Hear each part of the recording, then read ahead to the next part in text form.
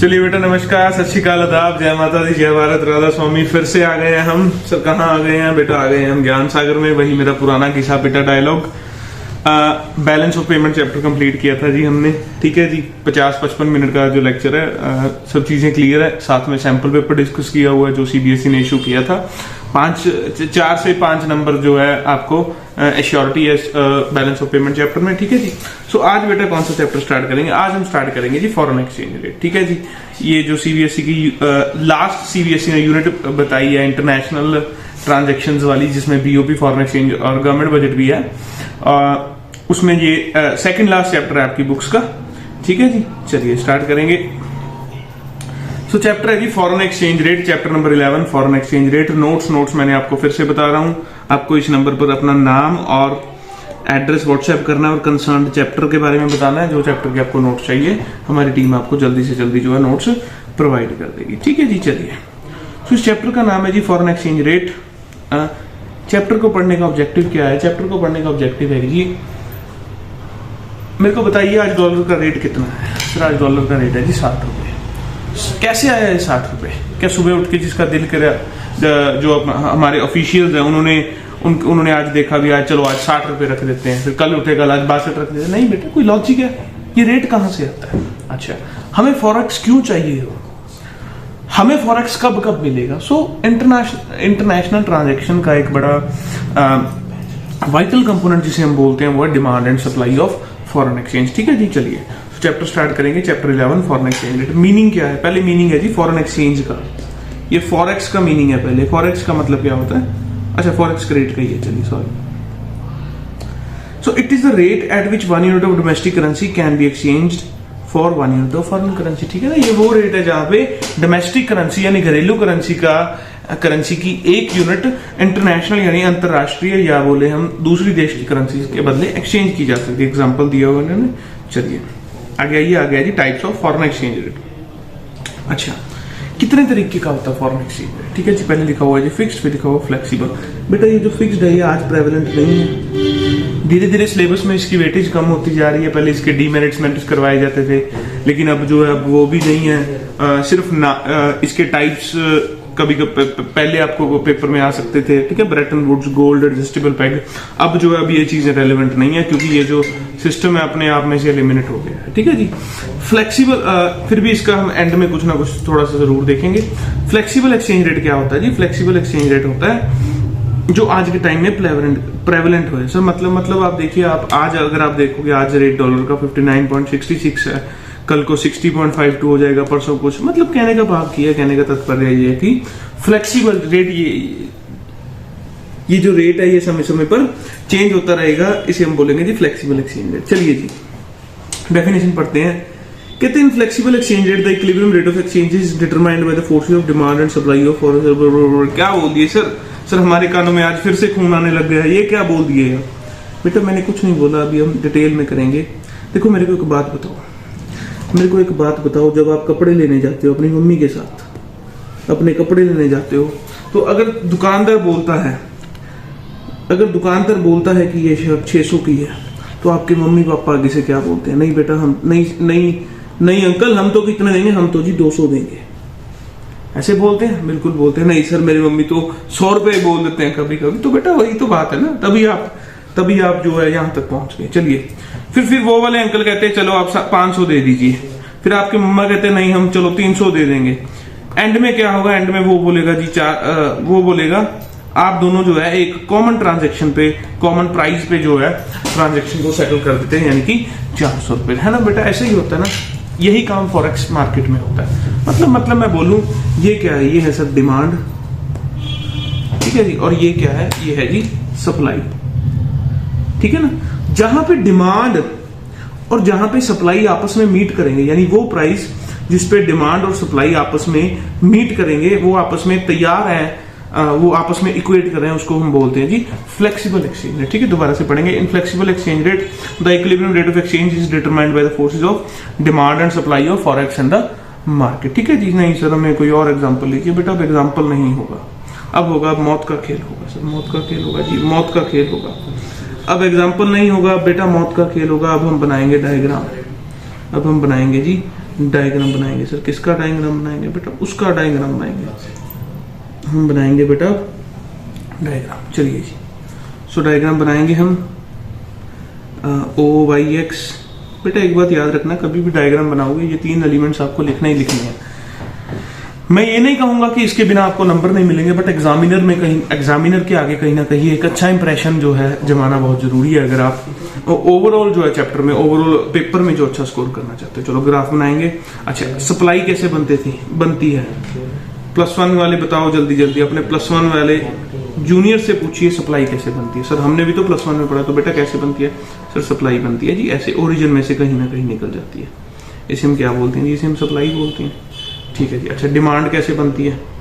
Demand बनती है जी ऐसे, डिमांड जो है ऐसे बन जाती है। ठीक है जी, ये सप्लाई बोलूंगा इसे मैं, और इसे मैं बोलूंगा डिमांड ऑफ फॉरेन एक्सचेंज। ठीक है जी।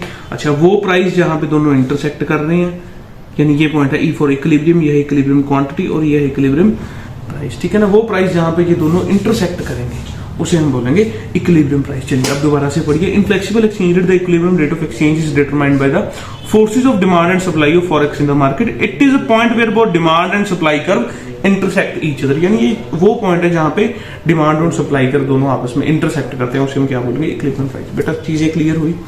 चलिए, कुछ ना कुछ क्लियर नहीं हुआ तो आगे और देखेंगे इसके बारे में। ठीक है, एक्सप्लेनेशन बेटा हमेशा आपने कैसे लिखनी होती है? एक्सप्लेनेशन आपको डायग्राम को जो एक्सप्लेन करना होता है। In the given diagram SSC supply कर फॉरेन एक्सचेंज, मैंने सिंपल सी बात आपको बता दूं, इसमें लिखा हुआ एसएसडी सप्लाई कर है, डीडी डिमांड कर है, ई फॉर इक्विलिब्रियम है, ये इक्विलिब्रियम प्राइस और ये इक्विलिब्रियम क्वांटिटी है। ठीक है जी, चलिए ये चीजें हैं।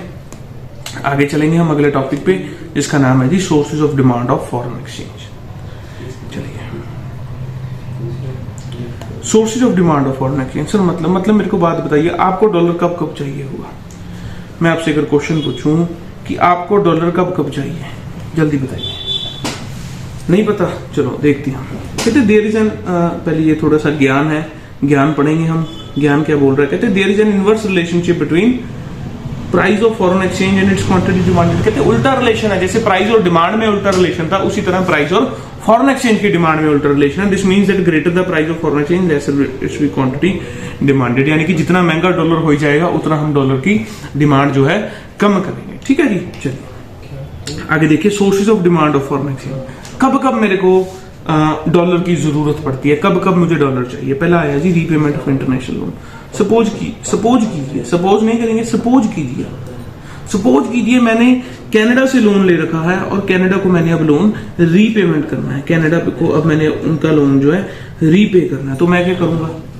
क्या मैं अपने 2-2 हजार के नोट लेके वहां पर चले जाऊंगा कि लो जी मैं आ गया, ये लो अपने पैसे, ये लो मेरे को? नहीं, वो मेरे को क्या बोलेंगे? चल अपना मुंह धो के आ जाके दोबारा से वापिस आ, दोबारा से यहीं पे। फिर मैं गया, फिर मैं फिर से मुंह धो के आया, मैंने कहा लो जी अब ले लो ये 2000 रुपए, ये 2-2 हजार के नोट लो और अपना जो लोन है वापस लो। नहीं, उन्होंने फिर से बोला कहते चल फिर से जाके मुंह धो के आ।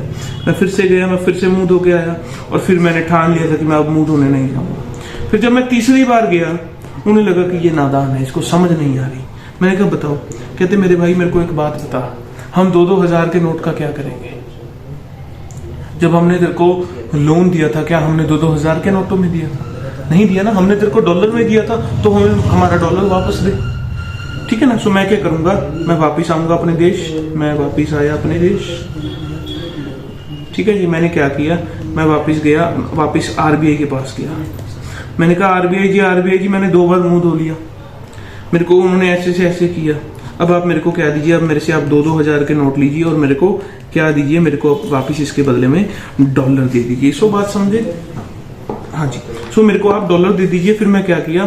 फिर मैं ये डॉलर लेके गया बाहर जाके कनाडा। फिर मैंने मैं बाहर गया, बाहर जाके मैंने कनाडा वाले बैंक को बोला ले बेटा अपना डॉलर ले और मेरा लोन जो है बंद कर। सो बातें समझ रही हूँ। कभी भी अगर मैंने फॉरेन कंट्री में पे करना है तो मुझे डॉलर की आवश्यकता होगी, और डॉलर मैं कैसे ऑब्टेन करूंगा? आरबीआई या जो फॉरेक्स एडी डीलर होते हैं, ऑथराइज्ड डीलर होते हैं, उनके थ्रू से। ठीक है जी। सो ये जो सभी टॉपिक है इनकी इम्प्लीकेशन क्या होगी हमारे लिए भी, हमें डॉलर कब कब चाहिए, हमें कब कब जो है एडी ऑथराइज डीलर या आरबीआई के पास जाने की जरूरत है। सो पहला है जी रीपेमेंट ऑफ इंटरनेशनल लोन। ठीक है, जो मैंने बाहर से लोन लिया था उसको जब मैं रीपे करूंगा तो क्या करूंगा? तो मैं फॉरेन करेंसी में रीपे करूंगा। इसे हम बोलेंगे जी पहला source of demand of foreign exchange. ठीक है जी। अच्छा आगे आगे जी, investment in the rest of the world. Suppose कीजिए मेरे को पाकिस्तान में एक होटल पसंद आ गया, पाकिस्तान में एक होटल पसंद आ गया जिसकी मालिक थी मुमताम बेगम, ठीक है जी, मुमताम बेगम जी उनके मालिक थे, और मेरे को उस होटल में इन्वेस्ट करना है। तो मेरे को अब एक बात बताइए, क्या मैं इंडिया के 2-2 हज़ार रुपए के नोटों से वो होटल खरीदूंगा? नहीं ना, मैं किससे खरीदूंगा? मैं उनकी पाकिस्तान की जो करेंसी है उससे खरीदूंगा। इसके लिए मैं क्या करूंगा, इसके लिए मैं इंडिया के 2-2 हज़ार रुपए के नोट लेके एडी के पास या आरबीआई के पास जाऊंगा और उनसे डिमांड करूंगा। मैं किसकी डिमांड करूंगा? मैं पाकिस्तानी करेंसी की, ठीक है जी। सो दूसरे पॉइंट से क्या क्लियर होता है, अगर मैंने रेस्ट ऑफ द वर्ल्ड, दुनिया की किसी भी कंट्री में इन्वेस्टमेंट करनी है तो बेटा मेरी करेंसी से नहीं होगी, वो उनकी करेंसी से होगी और उनकी करेंसी की मेरे को डिमांड करनी पड़ेगी, ठीक है जी। चलिए जी, it is an important economic activity. Investment के लिए एक जरूरी इकोनॉमिक एक्टिविटी है।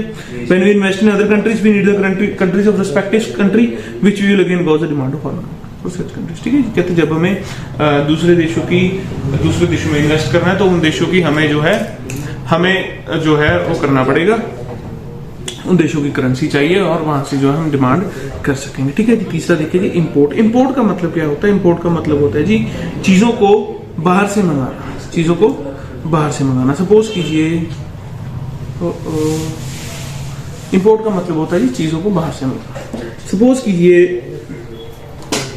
मेरे को एक बेटा ये घड़ी देख रहे हो आप, ये घड़ी जो है ये मैंने ऑस्ट्रेलिया से मंगाई है, ये मैंने मंगाई है जी ऑस्ट्रेलिया से।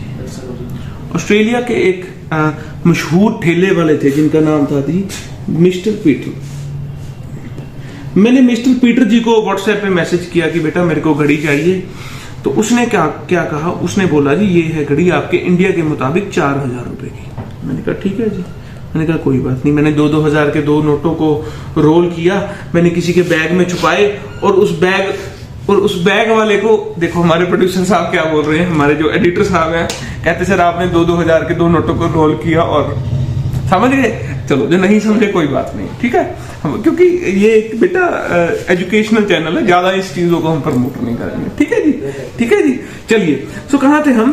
मैंने 4000 रुपए के 2 नोट लिए और किसी के बैग में छुपाए और मैंने पीटर को बोल दिया कि पीटर इतने बजे ये बंदा है जो आपके जो एयरपोर्ट पे उतर जाएगा, इससे अब मेरे नोट निकाल लेना, इससे मेरे नोट ले लेना। अच्छा मेरे को एक बात बताइए कि पीटर उस नोट को लेगा? नहीं लेगा ना, क्यों? क्योंकि वो बेचारा 2-2 हज़ार के नोटों को क्या करेगा, उसे तो अपने डॉलर चाहिए ना।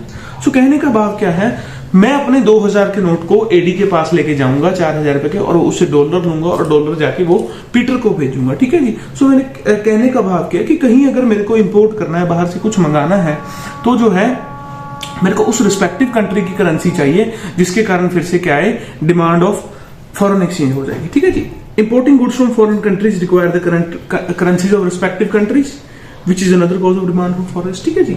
चलिए, डायरेक्ट परचेज फ्रॉम अब्रॉड, चौथा पॉइंट जो है। देखिए अब क्या हुआ, अब सपोज कीजिए मैं घूमने गया, कहाँ पे घूमने गया? मैं गया जी नॉर्वे घूमने गया। नहीं सर बेटा, मैं नॉर्वे घूमने गया और वहां नॉर्वे घूमने गया तो वहां क्या हुआ, वहां के पे एक मेरे को सुंदर सी कार पसंद आ गई।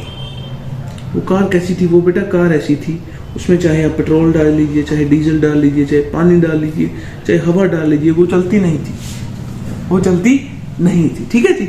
चलिए, सो मेरे को उस कार पसंद आ गई, बट वो कार की शेप बहुत अच्छी थी, तो मेरे को वो कार पसंद आ गई। कार मैंने क्या किया, मैंने नॉर्वे से कार लेके आनी है, मैं जिद में अड़ गया। मैंने कहा नहीं मेरे को कार चाहिए, तो कहते लाओ पैसे दो। अब मेरे को एक बात बताइए, क्या मैं उसको अपने 2-2 हज़ार के नोट दूंगा? नहीं ना, मैं नॉर्वे की करेंसी लेके गया हूँ। कॉमन सेंस की बात है, अगर हम कहीं किसी कंट्री में जाते हैं वहां की करेंसी लेके जाएंगे ना। सो कहने का भाव क्या है, अगर मैं बाहर जा रहा हूं, वहां पे कुछ मेरे को डायरेक्ट परचेज करना है जाके, तो मैं उधर वाली करेंसी में ही परचेज करूंगा, और इसके कारण मैं पहले ही अपने पास जो है करेंसी लेके जाऊंगा, इस ऑब्जेक्टिव से कि मैं वहां जाके मैंने कुछ ना कुछ परचेज करना है, ठीक है जी। चलिए दोबारा देखेंगे इसे, डायरेक्ट परचेजेस फ्रॉम अब्रॉड। कहते if people of our country visit abroad they need forex to purchase some goods and services from rest of the world. In this way it becomes another source of demand of foreign exchange. कहते इस तरीके से forex की demand का एक और बन जाएगा। अच्छा आगे देखिए जी, grants and donation. Grants and donation का मतलब ये देखिए, आज क्या हुआ, आज पाकिस्तान हार गया वर्ल्ड कप के फाइनल में। पाकिस्तान जो है वर्ल्ड कप के फाइनल में हार गया। अच्छा अब मेरे को पाकिस्तान के कुछ बंदों पर तरस आ रहा था, मेरा दिल रो रहा था पाकिस्तान के लिए। ये देखिए, ये मेरा दिल है, ये रो रहा है पाकिस्तान के बंदों के लिए। अब मेरे को पाकिस्तान के बंदों के लिए एक मिनट, हाँ, मेरे को पाकिस्तान के बंदों के लिए तरस आ रहा था। तो उन्होंने क्या किया, उन्होंने मेरे को फोन किया, कहते आप ऐसे खाली तरस मत दिखाइए, आप कुछ ना कुछ पैसे दीजिए, हमारा जो है कुछ ना कुछ खाने पीने का इंतजाम हो जाए जिससे चलिए। सो मेरा दिल क्या किया, मैंने कहा मैं 1 लाख रुपए की ग्रांट दूंगा। अब मेरे को एक बात बताइए, क्या मैं 2-2 हजार रुपए के नोट भेज दूंगा उधर? नहीं भेजूंगा ना। मैं क्या करूंगा, मैं फॉरेक्स के पास, एडी के पास जाऊंगा, मेरे भाई मेरे को पाकिस्तान की करेंसी दे, मैंने पाकिस्तान को ग्रांट या डोनेशन देनी है, ठीक है, क्योंकि वो वर्ल्ड कप के हार है, वहां काफी गम का माहौल है, वहां काफी शोक का माहौल है, ठीक है जी। सो कहने का भाव क्या है कि इन case of any natural disaster in any other country, ये तो जस्ट एग्जांपल लिया हुआ नेचुरल डिजास्टर, हम वैसे भी शौकिया तौर पे भी तो कोई किसी कंट्री को जो है ग्रांट देंगे। So in case of any natural disaster in any other country, if our country has to pay grant and donation to those countries, we need the currency of those respective countries, और demand for forex is created. आगे है जी payment of income. ये बेटा बड़ा बढ़िया concept है बेटा, ये बहुत बढ़िया कंसेप्ट है। सर कौन से बढ़िया कंसेप्ट? देखिए बेटा, एक बात सुनिए, एक बात बताइए, एक बात मेरे को बताइए।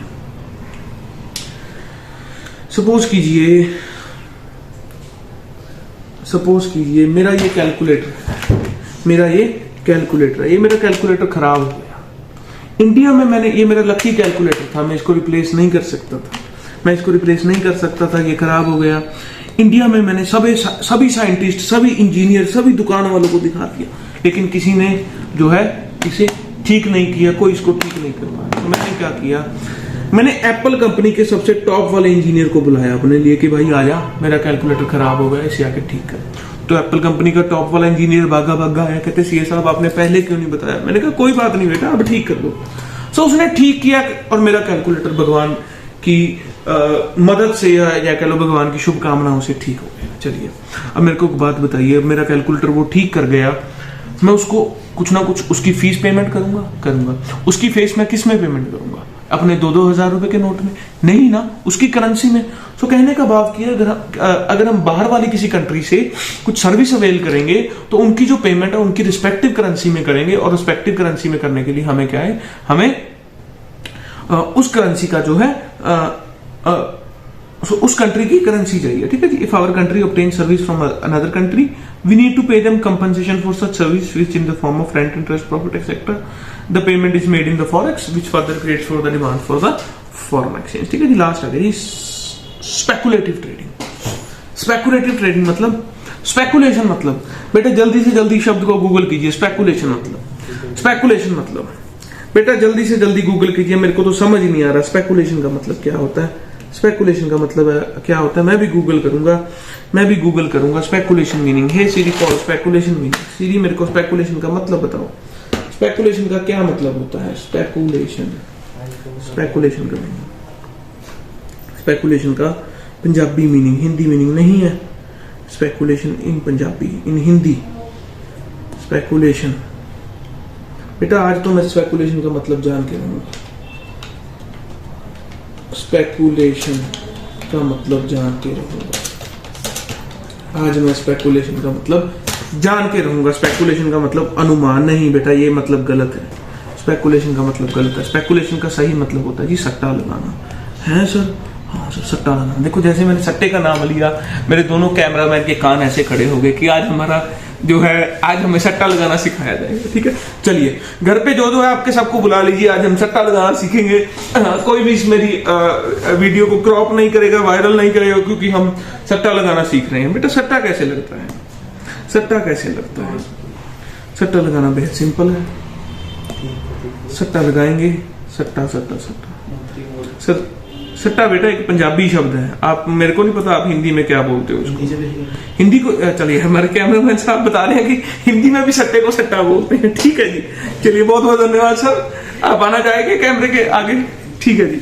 चलिए, तो स्पेकुलेटिव ट्रेडिंग का मतलब क्या है? सट्टा लगाना। सर सट्टा करी जा रहे हो। बेटा घर पे जितने भी लोग हैं सभी को अपने पास बुला लो, घर के दरवाजे बंद कर दो, कहीं ये आवाज बाहर ना जाए। स्पेकुलेटिव यानी सट्टे का मतलब क्या होता है? सपोज कीजिए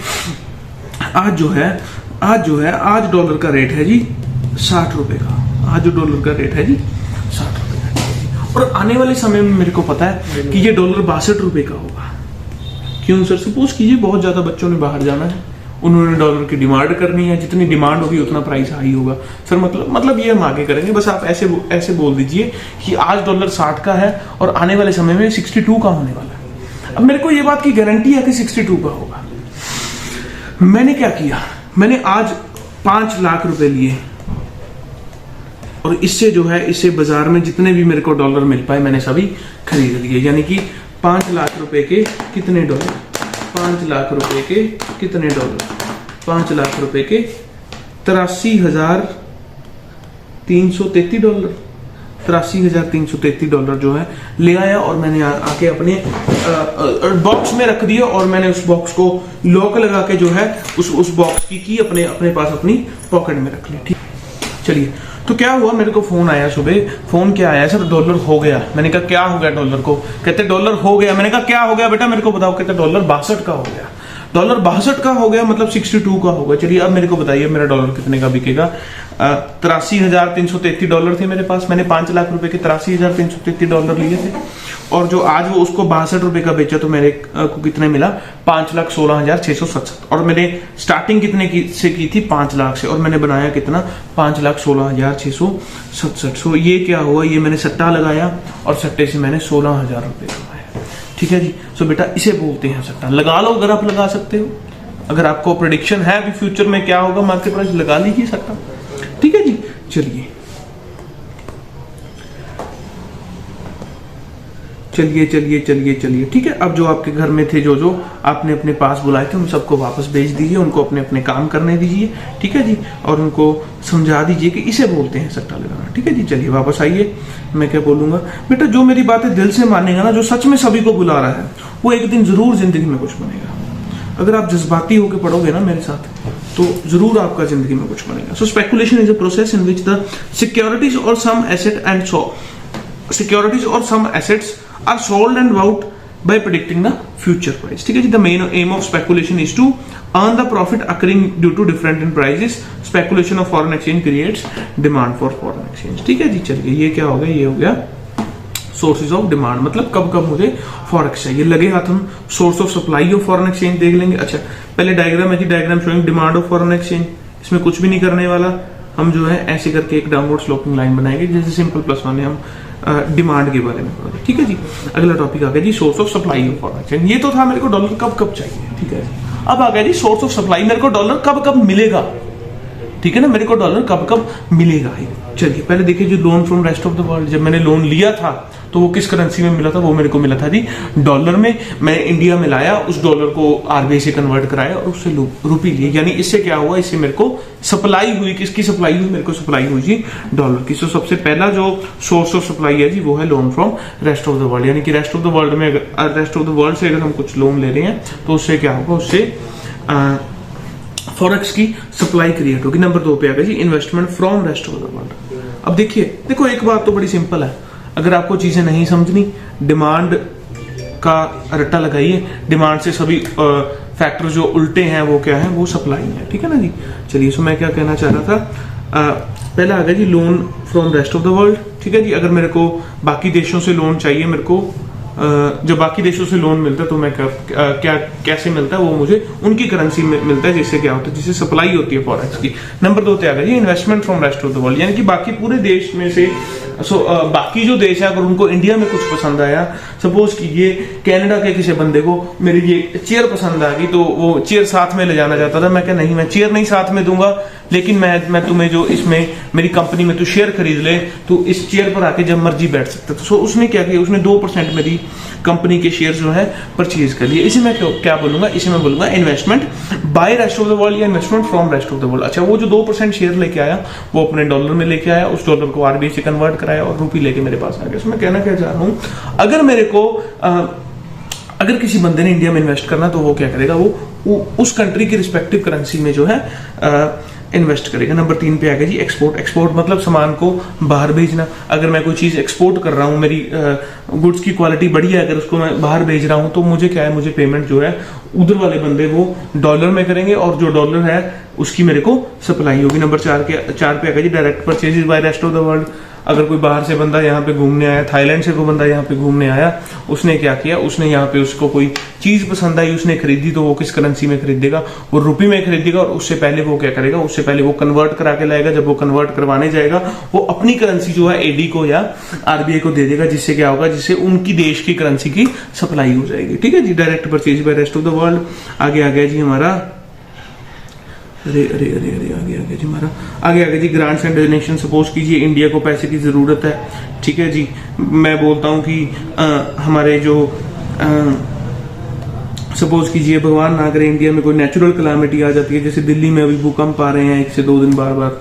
सो ऐसी कोई नेचुरल कैलामिटी के आने के बाद जो सपोज कीजिए कोई बाहर वाली कंट्री अगर इंडिया को कुछ पैसे डोनेट करना चाहती है, तो वो किस में डोनेट करेगी, वो अपनी रिस्पेक्टिव करेंसी में डोनेट करेगी। इससे क्या होगा, जिससे उसकी रिस्पेक्टिव करेंसी की सप्लाई होगी। ठीक है जी, when the people of other countries remit any grant और donation to our country, they will make such contribution in the respective country, this create supply of foreign exchange. ठीक है जी, आगे जी रिसिप्ट ऑफ इनकम। अब suppose कीजिए मैं बाहर जाके क्लासेस लेके आया, मैं बाहर जाके ट्यूशंस पढ़ा के आया, तो उन्होंने क्या किया, उन्होंने मेरे को उस कंट्री की जो करेंसी में पे किया, यानी डॉलर्स में पे किया। इससे क्या होगा, इससे मेरे को हमारे देश में जो है डॉलर की सप्लाई होगी। ठीक है ना, मतलब क्या है, when we render the services to foreign countries, यानी हम अगर बाहर वाली कंट्रीज को अपनी सर्विस रेंडर करेंगे, इससे क्या हो गया, इससे हमें फॉरेक्स में पेमेंट मिलेगी और हम इंडिया में वो फॉरेक्स लाएंगे और कन्वर्ट करवाएंगे और उससे रुपये लेके घर पे जाएंगे। This will cause supply of foreign exchange and to stock of foreign exchange in the country. ठीक है जी, डायग्राम है जी, डायग्राम बड़ा सिंपल है, डायग्राम आगे बनेगा जी ऐसे।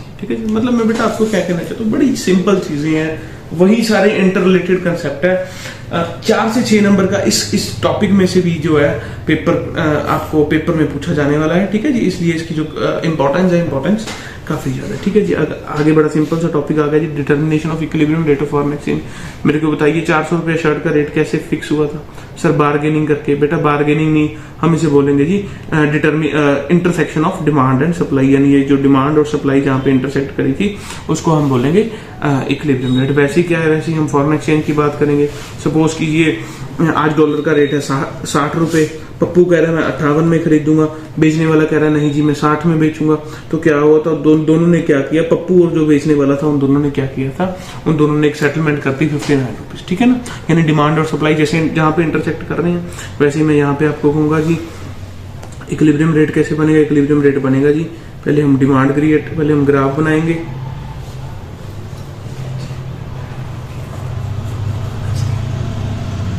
ठीक है जी, इसके बाद क्या होगा, इसके बाद सप्लाई। ठीक है जी, और इसके बाद डिमांड, जहां पे ये इंटरसेक्ट कर गए उसे हम बोलेंगे जी इक्विलिब्रियम प्राइस, सॉरी इसको पी बोलेंगे, इसको क्वांटिटी बोलेंगे और उसको बोलेंगे जी हम ई बोलेंगे। ठीक है जी, चलिए सो ये था हमारा सप्लाई कर्व और ये था हमारा डिमांड कर्व। देखिए कहते equilibrium rate of foreign exchange is determined when the demand of foreign exchange equals to supply. In other words foreign exchange is a point where the demand curve, okay यहाँ पे लिखेंगे equilibrium rate of foreign exchange is a point where the demand curve and supply curve of the foreign exchange intersect each other. ठीक है जी, वही explanation है, ये demand curve है, सप्लाई कर्व है, ये प्राइस है, ये क्वांटिटी है। ठीक।